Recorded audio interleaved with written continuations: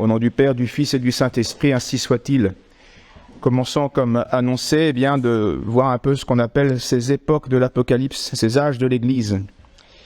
Puisque nous avions commencé ces propos sur le Sacré-Cœur et le Grand Siècle pour justement parler de cette 5e époque.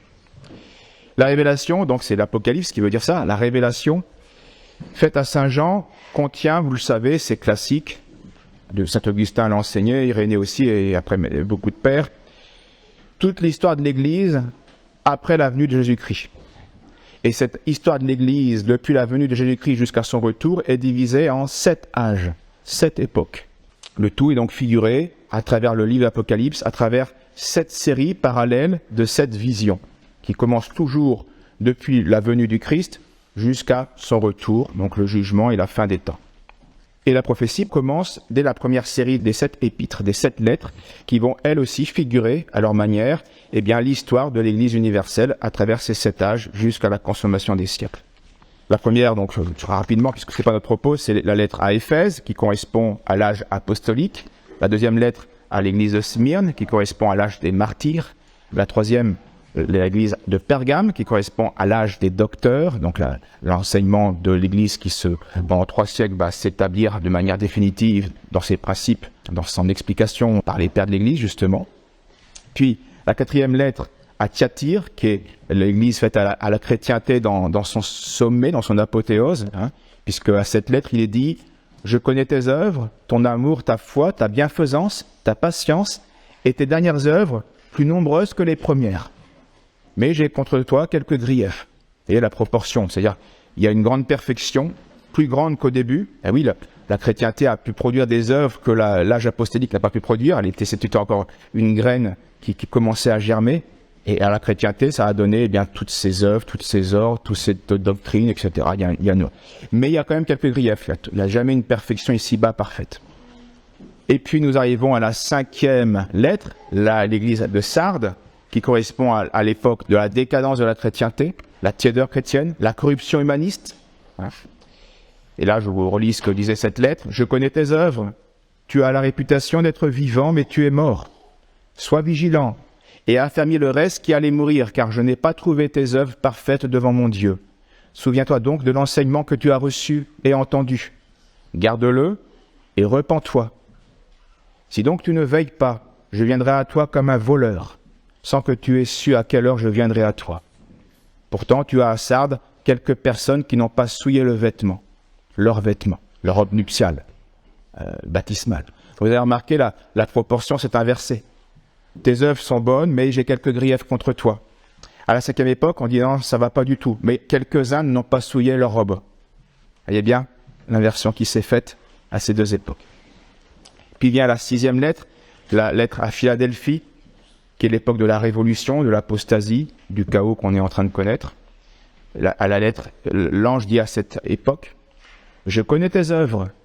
Voici que j'ai mis devant toi une porte ouverte, que personne ne peut fermer parce que tu as peu de puissance. » Peu de puissance. « Que tu as gardé ma parole et que tu n'as point renié mon nom. Voici que je te donne quelques-uns de la synagogue de Satan, qui se disent juifs et ne le sont point.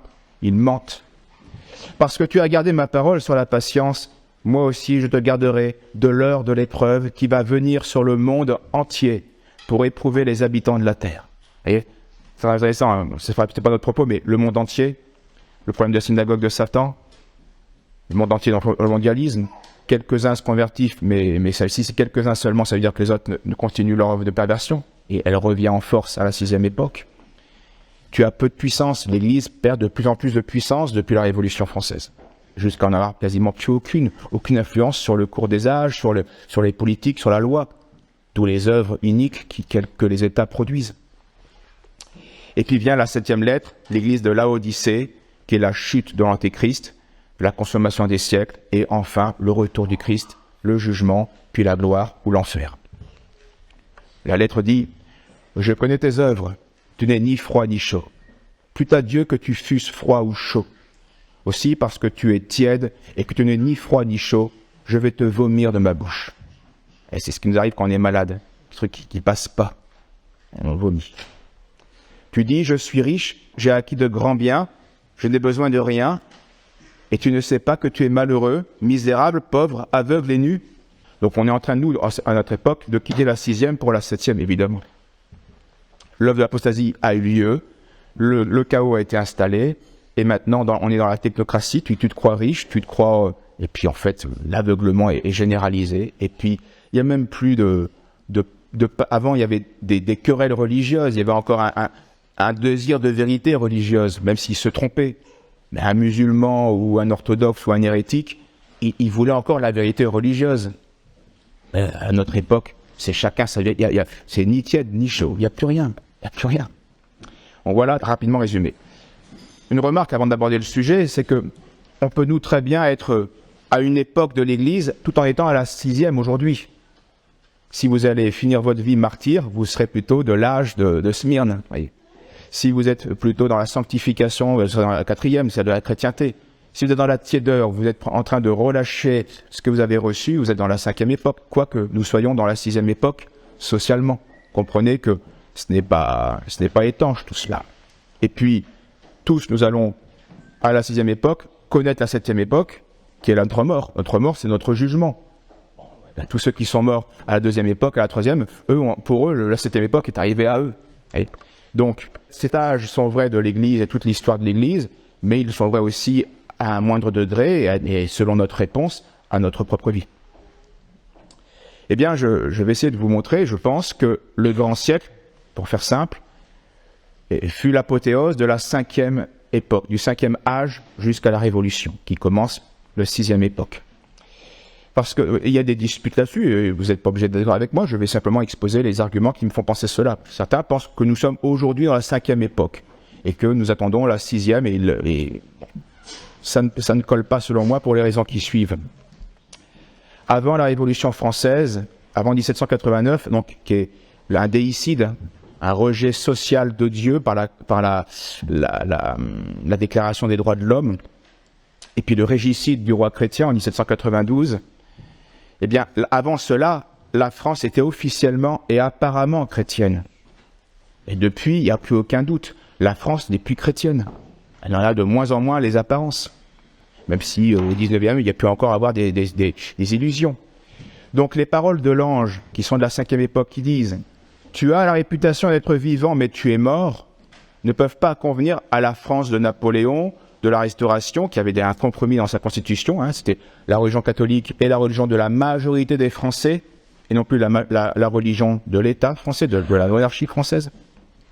Donc c'était déjà l'indifférentisme et les faux principes qui étaient là dans la monarchie de la Restauration. Et puis la France de la République qui a tout détruit. Aujourd'hui, on ne peut pas dire que la France chrétienne a la réputation d'être vivante. Non, non, elle est très clairement morte depuis 200 ans.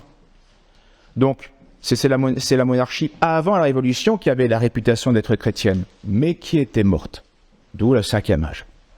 Avant 89, sous Louis XVI, sous Louis XV, et encore plus sous Louis XIV, mais déjà à un moindre degré des Philippe le Bel, des Charles VII, des François Ier, des Charles IX. Ces rois-là, on a de graves reproches à leur faire quant à leur politique chrétienne, à leur serment de défendre la chrétienté. Eh bien, ceux-là avaient des réputations d'être chrétiens, mais leur politique n'était plus chrétienne. Ça faisait déjà illusion. Et donc, déjà, eh bien, la chrétienté était comme mortellement atteinte, comme le dit la prophétie. Sois vigilant et affermis le reste qui va mourir. Parce que là, il y a une pente qui descend. Je n'ai pas trouvé tes œuvres parfaites devant mon Dieu. Souviens-toi de l'enseignement que tu as reçu et entendu. Garde-le. Repens-toi. Donc, souviens-toi du catéchisme, et puis corrige ta vie. Si donc tu ne veilles pas, je viendrai à toi comme un voleur. Et ce qui s'est passé pour la chrétienté, le voleur, c'est la Révolution. Juillet 89, donc la Révolution commence avec la Déclaration des droits de l'homme. Puis, janvier 92, la tête du roi chrétien tombe. En même pas 18 mois, ça a été ravagé. On ne ravage pas une France chrétienne en 18 mois. C'est que la France est déjà plus chrétienne. Et le jugement de Dieu est venu comme un voleur. Ça a surpris, entre guillemets, tout le monde qui était dans l'illusion, sauf quelques esprits rares, clairvoyants et attentifs. Je viendrai à toi comme un voleur, sans que tu aies su à quelle heure je viendrai à toi. Pourtant, tu as à Sardes quelques personnes qui n'ont pas souillé leurs vêtements. Donc voilà le sens de la prophétie selon moi. Et il nous faut maintenant montrer comment cela s'est vérifié de fait dans l'histoire. Le grand siècle était un siècle malade. La monarchie, comme la noblesse, comme le clergé, comme le peuple à divers degrés, étaient malades. La majorité se déchristianisait dans leur vie, même s'il y avait encore des apparences chrétiennes. Certes, il y avait encore un grand nombre, quelques-uns n'ont pas souillé leurs vêtements, il y avait encore de nombreux bons chrétiens et de nombreux saints à ce siècle, évidemment. Le grand siècle a été quelque chose d'éblouissant extérieurement. Il fut le rayonnement, c'est l'apothéose de la France et dans son rayonnement mondial, ça c'est indéniable. Mais tout ce qui brille n'est pas or. Ça a bien brillé, mais c'était pas toujours très pur. Et ce qui symbolise mieux le grand siècle, c'est Louis XIV et Versailles, évidemment, sa grande œuvre qui est restée et qui est encore une œuvre de gloire. On pourrait dire de Versailles ce que Charles Quint disait du château de Chambord 150 ans plus tôt, qui est une merveille aussi architecturale. Il disait, c'est un abrégé de ce que peut faire l'industrie française. Voilà. Ça s'arrête là, le grand siècle. Presque. Oui, il y a du génie en France dans le grand siècle, évidemment, et pas seulement en architecture. Mais ce grand siècle est plutôt grand, surtout dans des choses temporelles et matérielles. La grandeur ne se résume pas à cela. Donc bien sûr, il faut être juste, il y a eu de la grandeur. Et puis il y a aussi des grands personnages qui n'ont pas souillé leurs vêtements, des grands saints, qui ont travaillé, eux, à la grandeur spirituelle de la France. C'est l'époque de l'évangélisation du Canada, qui est due en partie à une élite laïque qui a donné son argent, qui a œuvré, qui a vraiment fait en sorte que des missionnaires puissent aller au Canada. Ouais, ça, c'est une grande œuvre, évidemment. Et puis, il y aurait bien d'autres exemples à donner. Et puis même, chez ces chrétiens de la 5e époque qui commencent à se déchristianiser, ils restent encore chrétiens sur plus d'un point, même Louis XIV. Comme c'est une anecdote pour le montrer, nous sommes en mars 1671. Et Saint Jean Eudes est appelé à Versailles pour y donner les exercices d'une mission auxquels le roi et la reine vont assister régulièrement, pour d'abord eux-mêmes pour leur dévotion et pour donner l'exemple à la cour. Voilà un bel exemple, c'est bien. Et le roi à cette époque pourtant était adultère, publiquement. Donc il assiste à des exercices religieux prêchés par un saint, c'est très bien, mais malheureusement il y a un blocage en lui. Et pourtant, donc il pêche publiquement. Et Louis XIV, ayant entendu parler de l'église que construisait à Caen le père Eudes, lui dit ceci: « J'apprends que vous faites bâtir une église à Caen. » Le saint répondit: « Oui, sire, c'est la première qu'on ait érigée en votre royaume en l'honneur du Saint-Cœur de la Bienheureuse Vierge Marie. » La première église construite en France en l'honneur du cœur immaculé de Marie, c'est Saint Jean Eudes à cette époque. Et ce qui toucha le cœur royal du désir d'y contribuer, et il lui fit donner 2000 livres pour la construction. Donc c'est beau, c'est pas rien. Hein. C'est pas rien, mais c'est insuffisant. Dieu ne veut pas de nos biens, puisque tous nos biens viennent de lui. Il veut notre cœur. Il veut qu'on l'imite. Il a tout donné, il veut qu'on donne tout. Et c'est pas facile. C'est pas facile. C'est une sorte de martyr. C'est pour ça qu'il y a la croix. Soit que le Seigneur a voulu nous marquer cela dans l'essence par la croix. Donc le roi prie encore publiquement, il fait des dons pour le culte, il donne un exemple de piété extérieure, c'est très bien, mais son cœur est mort. Son cœur est mort. Son culte intérieur ne plaît pas à Dieu. Et il offense même gravement la volonté sur d'autres points. Même si cette bonne action peut lui obtenir une miséricorde de Dieu, c'est évident, gratuite, là encore. Et qu'il l'a obtenue d'ailleurs, par gratuité. Donc cela apparaîtra encore plus clairement avec quelques extraits d'une lettre que je vais vous résumer du courageux Fénelon. On en a déjà parlé, c'est l'archevêque de Cambrai. Il a écrit cette lettre à Louis XIV entre 1694 et 1695. Il s'agit de plusieurs remontrances qu'il fait au roi sur divers points de son administration. Dans cette lettre, peut-être que tous les reproches ne sont pas absolument pertinents, puisqu'il y a des aspects politiques, militaires, mais en tout cas le ton est parfaitement juste, même s'il peut y avoir des erreurs ponctuelles. Je vous la lis simplement et la résume. La personne, sire, qui prend la liberté de vous écrire cette lettre n'a aucun intérêt en ce monde. Elle n'est écrite ni par le chagrin, ni par ambition, ni par envie de se mêler des grandes affaires. Elle regarde Dieu en votre personne et désire vous faire connaître les vérités nécessaires à votre salut. Si elle vous parle fortement, n'en soyez pas étonné. C'est que la vérité est libre et forte. Vous n'êtes guère accoutumé à l'entendre. Les gens accoutumés à être flattés prennent aisément pour chagrin, pour âpreté, pour excès, ce qui n'est que la vérité toute pure. Depuis environ 30 ans, donc c'est un bilan de 30 ans de règne, vos principaux ministres ont ébranlé et renversé toutes les anciennes maximes de l'État pour faire monter jusqu'au comble votre autorité, qui est devenue la leur parce qu'elle était dans leurs mains. On n'a plus parlé de l'État ni de règles, on ne parle que du roi et de son bon plaisir. Et comment la déviation se fait. On a poussé vos revenus et vos dépenses à l'infini. On vous a élevé jusqu'au ciel pour vous avoir effacé, disait-on, la grandeur de tous vos prédécesseurs ensemble, c'est-à-dire pour avoir appauvri la France entière afin d'introduire à la cour un luxe monstrueux et incurable. Et la cour, c'est ce qui a produit la Révolution. Ça a désorganisé la structure naturelle de la France, de la division des pouvoirs entre le roi et la noblesse. Plus les excès, le luxe qui a perverti les élites. Alors au début c'est insensible et ça avait sa raison d'être. Puis après ça part en vrille. Fénelon le voit. Il voit le principe mauvais. Ils ont voulu vous élever sur les ruines de toutes les conditions de l'État, comme si vous pouviez être grand en ruinant tous vos sujets sur qui votre grandeur est fondée. C'est-à-dire que le pouvoir royal a absorbé tous les pouvoirs de la noblesse. Ça donnera le pouvoir étatique délirant qu'on a connu à la Révolution. On a rendu votre nom odieux et toute la nation française insupportable à tous vos voisins à cause des guerres. On n'a conservé aucun allié parce qu'on a voulu que des esclaves. Fénelon ensuite évoque des troubles qui ont désolé l'Espagne depuis 20 ans à cause d'une guerre qui s'est faite en Hollande. Voici ce qu'il dit. Je cite en particulier cette guerre parce qu'elle a été la source de toutes les autres. Elle n'a eu pour fondement qu'un motif de gloire et de vengeance, ce qui ne peut jamais rendre une guerre juste.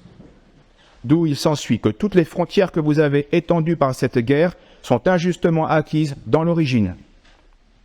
Il est inutile de dire qu'elles étaient nécessaires à votre État. Le bien d'autrui ne nous est jamais nécessaire.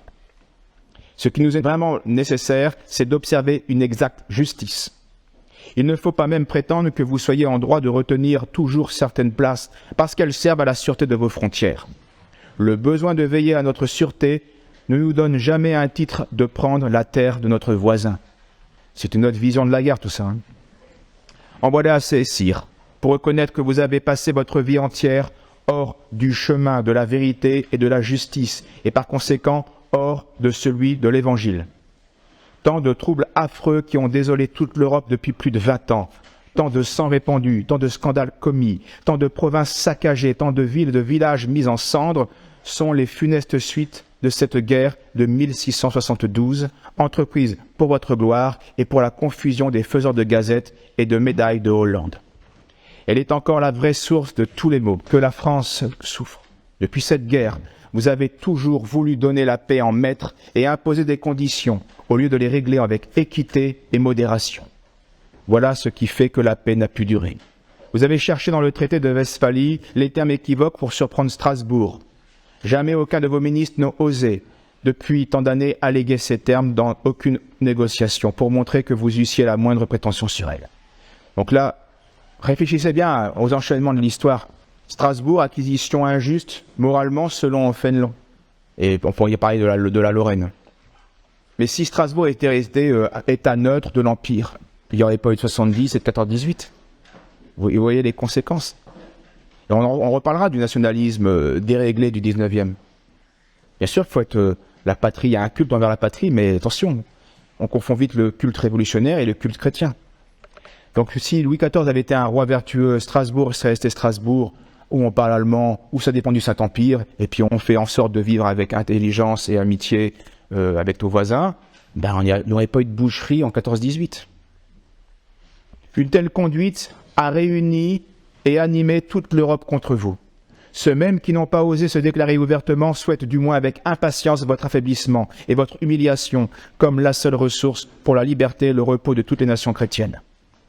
Vous qui pouviez, sire, acquérir tant de gloire solide et paisible à être le père de vos sujets et l'arbitre de vos voisins, on vous a rendu l'ennemi commun de vos voisins et on vous expose à passer pour un maître dur dans votre royaume. Cependant, vos peuples, que vous devriez aimer comme vos enfants et qui étaient jusqu'ici passionnés pour vous, meurent de faim. Fait allusion à des mauvaise récolte et des hivers très rudes, même si le roi va à un moment donné mettre son argent personnel pour acheter du blé à l'extérieur. C'est pas non plus un pur monstre, hein. Mais on voit bien les graves défauts qu'il a. La culture des terres est presque abandonnée, oui, à cause des guerres, etc. Les villes et la campagne se dépeuplent, les métiers languissent et ne nourrissent plus les ouvriers. Tout commerce est anéanti. Par conséquent, vous avez détruit la moitié de vos forces réelles du dedans de votre État pour faire et pour défendre de vaines conquêtes au dehors. Au lieu de tirer de l'argent de ce pauvre peuple, il faudrait lui faire l'aumône et le nourrir. La France entière n'est plus qu'un grand hôpital désolé et sans provision. Les magistrats sont avilis et épuisés. La noblesse, dont tout le bien est en décret, ne vit que de lettres d'État. Vous vous êtes importuné de la foule des gens qui demandent et qui murmurent. C'est vous-même, sire, qui avez attiré tous ces embarras. Car tout le royaume ayant été ruiné, vous avez tout entre vos mains et personne ne peut plus vivre que de vos dons. Et ça aussi, ça va produire l'État moderne. L'État qui va, l'assistanat, parce qu'il n'y a plus les corps intermédiaires, parce qu'ils ont été fragilisés. Donc l'État, pour être tout puissant, doit être centralisateur, doit tout contrôler. Et pour cela, eh bien, il y a un revers de la médaille. Il y a un avantage, il y a un inconvénient. Perte de liberté et puis perte des corps intermédiaires qui sont des protections face à un problème local. Le peuple même, il faut tout dire, qui vous a tant aimé et qui a eu tant de confiance en vous, commence à perdre l'amitié et la confiance, et même le respect. Vos victoires et vos conquêtes ne le réjouissent plus. Il est plein d'aigreur et de désespoir. La sédition s'allume peu à peu de toutes parts. Il croit que vous n'avez aucune pitié de leurs maux et que vous n'aimez que votre autorité et votre gloire. Et en 1994, il y a eu des émeutes qui ont été réprimées. Et cela, nous tous qui avons une autorité dans la société, pensons-y. Parfois, nous sommes des Louis XIV, où nous sommes chefs, nous avons la puissance, c'est très bien, mais à quoi sert-elle? Est-ce qu'on n'est pas uniquement dirigé par l'amour de notre autorité, notre gloire? Si c'est ça, on est à la Louis XIV et c'est plus un commandement chrétien. Mais parce que vous avez toujours été heureux, vous ne pouvez pas vous imaginer que vous ne cessiez de l'être. Vous craignez d'ouvrir les yeux, vous craignez qu'on vous les ouvre, vous craignez d'être réduit à rabattre quelque chose de votre gloire. Ça fait 40 ans que tout ce qu'il veut, il l'obtient quasiment. Ça enivre, ça enivre. Cette gloire qui endurcit votre cœur vous est plus chère que la justice. Enfin, que votre salut éternel est incompatible avec cette idole de gloire. Idole, le mot est juste. Mais Dieu saura bien vous lever le voile qui vous couvre les yeux. Vous ne serez chrétien que dans l'humiliation. Vous n'aimez point Dieu. Vous ne le craignez même que d'une crainte esclave. C'est l'enfer et non pas Dieu que vous craignez. Votre religion ne consiste qu'en superstition, qu'en petites pratiques superficielles. Vous êtes comme les Juifs, dont Dieu dit que pendant qu'ils l'honorent avec les lèvres, leur cœur est loin de lui. Vous êtes scrupuleux sur des bagatelles, mais endurcis sur des mots terribles. Vous n'aimez que votre gloire et votre commodité. Vous rapportez tout à vous, comme si vous étiez le Dieu de la terre, et que tout le reste n'eût été créé que pour vous être sacrifié. C'est au contraire, vous que Dieu n'a mis au monde que pour votre peuple. Mais hélas, vous ne comprenez point ces vérités. Comment les goûteriez-vous? Vous ne connaissez point Dieu. Vous ne l'aimez point. Vous ne le priez point du cœur. Vous ne faites rien pour le connaître. Il faut du courage pour écrire ça à Louis XIV.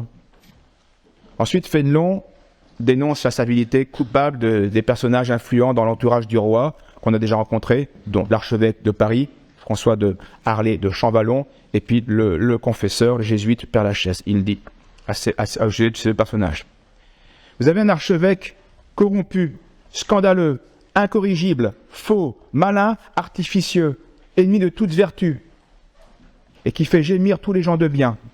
C'est pas rien pour décrire un archevêque de Paris à l'époque très chrétienne de la France. C'est pas rien, hein. Vous vous en accommodez parce qu'il ne songe qu'à vous plaire par ses flatteries. Il y a plus de 20 ans qu'en prostituant son honneur, il jouit de votre confiance. Vous lui livrez les gens de bien, vous lui laissez tyranniser l'Église, et nul prélat vertueux n'est traité aussi bien que lui. Pour votre confesseur, il n'est pas vicieux, mais il craint la solide vertu. Il n'aime que les gens profanes et relâchés. Il est jaloux de son autorité, que vous avez poussée au-delà de toute limite. Jamais confesseur de roi n'avait fait seul les évêques et décidé de toutes les affaires de conscience. Vous êtes seul en France, sire, à ignorer qu'il ne sait rien, que son esprit est court et grossier, et qu'il ne laisse pas d'avoir son artifice avec cette grossièreté d'esprit. Les jésuites même le méprisent, et sont indignés de le voir si facile à l'ambition ridicule de sa famille. Vous en avez fait un ministre d'un religieux. Il va toujours hardiment, sans craindre de vous égarer. Il penchera toujours au relâchement et à vous entretenir dans l'ignorance. Du moins, il ne penchera au parti conforme aux règles que quand il craindra de vous scandaliser. Ainsi, c'est un aveugle qui conduit un autre aveugle, et comme dit Jésus-Christ, ils tomberont tous les deux dans la fosse. Votre archevêque et votre confesseur vous ont jeté dans les difficultés de l'affaire de la Régale, dans des mauvaises affaires avec Rome. À quoi bon sont-ils s'ils ne vous montrent pas que vous devez restituer les pays qui ne sont pas à vous, préférer la vie de vos peuples à une fausse gloire, réparer les maux que vous avez faits à l'Église et songer à devenir un vrai chrétien avant que la mort ne vous surprenne. Je sais bien que quand on parle avec cette liberté chrétienne, on court le risque de perdre la faveur des rois, mais votre faveur leur est-elle plus chère que votre salut? Vous voyez, lui, il raisonne en vrai confesseur. Il faut dire la vérité. Malheur. Malheur à eux s'ils ne la disent pas, malheur à vous si vous n'êtes pas digne de l'entendre. Il est honteux qu'ils aient votre confiance sans fruit depuis tant de temps. Il faut vous humilier sous la puissante main de Dieu et expier par cette honte toute la gloire dont vous avez fait votre idole. Il faut rejeter les conseils injustes des politiques flatteurs et rendre à vos ennemis des conquêtes que vous ne pouvez pas retenir sans injustice, etc. C'est une lettre sévère, évidemment, mais juste, et qui donne une autre vision de la France, de son grand roi et du grand siècle. Elle montre pourtant encore, comme je le disais, toujours pareil, une certaine encore grandeur de Louis XIV, parce qu'il n'a pas fait embastiller l'archevêque. Il aurait pu, il ne l'a pas fait. Un reste d'esprit chrétien. En tout cas, cette lettre prouve que le grand siècle, qui est officiellement chrétien, vous voyez, ne l'est plus réellement. C'est évident avec toutes ces tares. Et donc, il est bien mort, et il correspond bien, je pense, au 5e âge de l'Église. Fénelon fait référence à un traité de Westphalie qui a été fait un siècle plus tôt, en 1148, et qui va opérer, on est toujours dans la 5e époque, je vous dis, déjà Charles IX, Charles VII sont en 5e époque. Et ce traité, très important, va opérer une séparation, non plus une distinction, mais une séparation entre la vie religieuse et la vie politique des États. Dans cette alliance, dans tous les traités, les décisions sur la guerre, sur la paix, toute la législation, l'administration, eh bien, on ne tient plus aucun compte des lois de l'Église et de sa croyance. C'est uniquement maintenant des intérêts temporels dirigés par les politiques. Donc on est déjà dans une indifférence religieuse qui s'installe dans les élites de la société. Et donc, c'est la même époque, les derniers vestiges de féodaux, eh bien, vont disparaître. Ce n'était plus que domaine de l'État et de la couronne, ni fief, qui était à la base de l'économie. À partir de cette époque-là, dès le XVIe, ce qui va dominer, ça va être le monde marchand, le mercantilisme. Et donc, c'est déjà à cette époque-là que se met en place le système mammonique qui est à son apogée aujourd'hui. Alors, au début, ça commence lentement, mais les principes faux sont posés sûrement. C'est plus la foi qui dirige les hommes d'État, c'est l'argent. Et donc avec une course au profit pour la puissance, pour la jouissance sans frein qui va commencer, grâce aussi aux techniques qui s'améliorent. Et la révolution bourgeoise de 1789, eh bien, qui va ouvrir le 6e âge, eh bien, ne fait que rendre à l'État ce qu'il avait fait dans la 7e époque par rapport à l'Église. C'est une remarque du cardinal Hergenrother. L'Église asservie, spoliée par les rois, antipape d'une nouvelle espèce qui lui avait presque tout ravi. L'Église, rendue étrangère à la vie publique et vouée à tous les genres d'humiliation, ne pouvait presque plus rien faire pour eux. Son autorité était attaquée de toutes parts. L'humanité pure avait remplacé l'esprit chrétien. La philanthropie païenne avait remplacé la charité évangélique. L'État avait lui-même énervé, affaibli, dégradé les ministres de l'Église, et il récoltait ce qu'il semait. La révolution contre l'État était le fruit de la révolution contre l'Église. L'abus de la liberté évangélique conduisait à l'abus de la liberté politique. Fénelon n'a pas été le seul à faire ce constat. Un jeune et brillant prêtre du XIXe siècle l'a fait, et contrairement à l'archevêque de Cambrai, Contrairement au cardinal Hagenröther, je parle de l'abbé Jean-Baptiste Aubry, dans son livre « Essai sur la méthode des études ecclésiastiques en France », eh bien lui n'hésite pas à bien montrer la part de responsabilité du clergé. Les autres minimisent cela. Parce que dans ce grand siècle décadent, on n'a pas d'un côté des méchants politiques et de l'autre côté des gentils ecclésiastiques. Non. Tout le monde va coopérer à sa manière à la ruine et à la décadence. Et on verra ça la prochaine fois. Pour aujourd'hui, concluons sur une remarque de l'abbé Boulin qui manifeste bien que la dévotion au Sacré-Cœur qui s'est faite au VIe siècle, on le verra plus profondément une autre fois encore, le culte au Sacré-Cœur est un culte pénétré des leçons du calvaire, donc de sacrifice, donc de douleur, donc d'épreuve, de croix. Et il ne faut pas mettre dans le Sacré-Cœur ce qu'on a trop voulu y mettre, des promesses de victoire, des promesses de grandeur naturelle, etc. etc. C'est vicier cette dévotion. Ce n'est pas l'enseignement du divin cœur crucifié. Et ceux qui l'ont suivi, eh bien, regardez, je l'avais déjà dit, hein, c'est Garcia Moreno assassiné par la judéo-maçonnerie, ce sont les Vendéens, donc c'est Louis XVI qui va au martyr. Le culte du Sacré-Cœur nous est donné particulièrement au XVIIe siècle, on le verra, d'abord pour corriger, si c'est encore possible, un siècle orgueilleux par l'humilité, et aussi pour donner à ceux qui vont commencer à souffrir du chaos de ces époques, eh bien la force de les supporter, la force de l'agonie. C'est ça la vraie dévotion au Sacré-Cœur. Elle doit avoir pour but non seulement de réparer, d'aimer, mais aussi en retour, elle va nous fortifier pour supporter le chaos ambiant dû à l'apostasie, dû à la déchristianisation. Bref, le culte du Sacré-Cœur, il est là pour nous apprendre à souffrir. Et on sait tous, pour avoir tous souffert, que c'est pas facile, qu'on a bien besoin de cet exemple-là. Et que malheureusement on l'oublie. Mais dès qu'on y repense, on retrouve de la force et on retrouve lumière pour supporter nos maux qui seront inévitables. Concluons vraiment en nous rappelant cette parole donc de l'ange à l'église de la 5e époque. Souviens-toi de l'enseignement que tu as reçu et entendu, garde-le et repens-toi. Si donc tu ne veilles pas, je viendrai à toi comme un voleur. À nous si nous étions dans cette 5e époque dans notre vie, à nous de profiter de cet enseignement. Au nom du Père, et du Fils et du Saint-Esprit, ainsi soit-il.